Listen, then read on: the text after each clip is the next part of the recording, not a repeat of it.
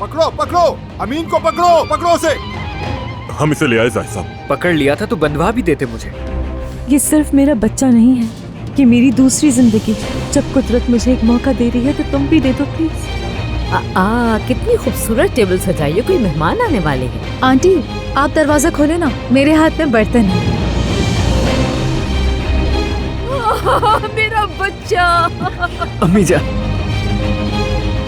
नूर साहिबा, अली साहब के मेहमान आए हैं, क्या आप उनके लिए कॉफी बना देंगी? अली साहब मैं आपकी कॉफी लाई हूँ। यहाँ तो बड़े बड़े लोग आए। कॉफी रखो और जाओ। घर जाओ तो पड़ोसी, दफ्तर आओ तो सेक्रेटरी। वाकई मजे चल रहे हैं अली साहब। सुनो अली, एक गुजारिश है तुमसे। आदिल बाबा, देखें क्या लाया हूँ मैं आपके लिए।